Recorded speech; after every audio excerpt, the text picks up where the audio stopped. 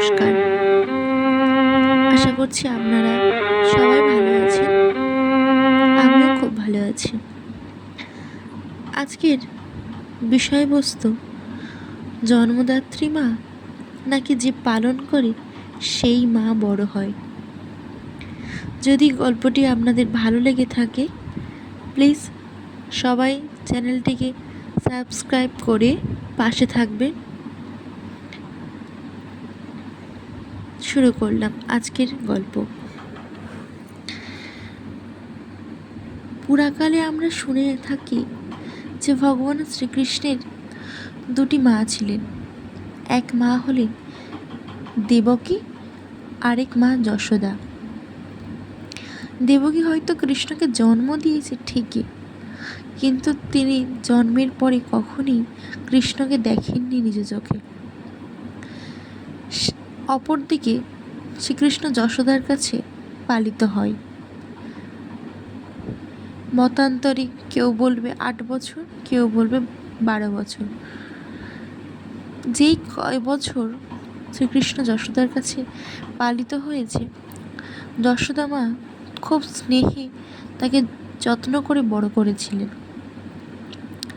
পরবর্তীকালে সময়ের জন্য এবং ভগবানের এই ধরনীতে আসার কারণ হেতু ভগবানকে মথুরা লীলা অর্থাৎ কংসবধ লীলা করতে হয়েছে। তারপরে বিভিন্ন সময় জরাসন্ধ নামক এক প্রতাপশালী রাজার সাথে বিভিন্ন সময় যুদ্ধ করতে হয়েছে ভগবানকে। তারপরে ভগবানের শুরু হয় দ্বারকা লীলা। যখন এই দ্বারকা লীলা শুরু হয়, কোনো এক সময় ভগবান শ্রীকৃষ্ণ এক যজ্ঞ আরম্ভ করেছিলেন। সেই যজ্ঞে দেবকী সবাইকে, এই ধরনীর সবাইকে, পৃথিবী মণ্ডল, স্বর্গমণ্ডল সবাইকে নিমন্ত্রণ করেছিলেন, কিন্তু নিমন্ত্রণ করেননি গোকুলে অর্থাৎ যশোদা, নন্দ মহারাজ ও যশোদাকে। তিনি নারদকে নিমন্ত্রণের জন্য পাঠিয়েছিলেন এবং বলেছেন যে কোনোভাবেই যেন নারদ গোকুলে না যান। কিন্তু আমরা তো জানি যে নারদ তো সব কাজেই ভগবানকে সাহায্য করে। ভগবানের কলা কৌশল দ্বারা নারদ ভগবানের পরামর্শ মতো দেবকীকে না জানিয়ে গোকুলে আসে এবং নিমন্ত্রণ করে। যথারীতি যজ্ঞের দিন উপস্থিত হয়। গোকুল থেকে সমস্ত ব্রজবাসীরা দ্বারকায় উপস্থিত হয়। যখনই দ্বারকায় উপস্থিত হয়, দেবকীর কাছে খবর যায় যে গোকুল থেকে যশোদা নন্দ মহারাজ এসেছেন। তৎক্ষণাৎ দেবকী তাদেরকে প্রহরী দ্বারা যজ্ঞস্থলের দ্বারে আটকে দেয়, তাদেরকে ঢুকতে দেওয়া হয় না। তখন যশোদা মা তো বাইরে থেকে খুব কান্না শুরু করে দিলেন। সেই কান্নার আওয়াজ ভগবান শ্রীকৃষ্ণচন্দ্রের কানে পৌঁছালো। যথারীতি কৃষ্ণচন্দ্র বাইরে এসে দেখে দেবকী মা যশোদা সহ ব্রজগোপীদের সেই যজ্ঞস্থলে ঢুকতে দেয়নি। তখন ভগবান শ্রীকৃষ্ণ খুব চিন্তায় পড়ে গেলেন।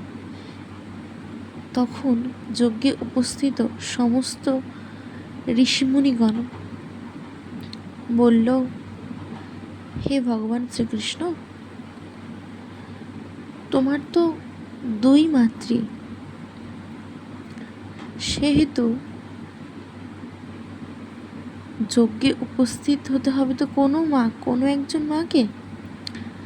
আচ্ছা, পরীক্ষাই করা হোক যে কোন মা শ্রেষ্ঠ। তখন ঋষিরা বললেন যে মাতা শত অঞ্চল অর্থাৎ 100টি শাড়ির ভেদ করে ভগবান শ্রীকৃষ্ণের দুধ পান করাতে পারবে, তিনিই হবে শ্রেষ্ঠ। তখন সেই মতো দেবকী যশোদা দুজনেই রাজি হলেন। প্রথমে দেবকী খুব চেষ্টা করেও পারল না এক বিন্দু দুধ ভগবানকে পান করাতে। কিন্তু যখনই যশোদার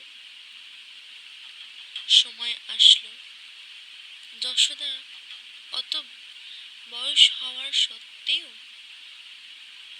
ভগবানকে 100টা শাড়ির আঁচল ভেদ করে ভগবানকে দুগ্ধ পান করিয়েছিলেন।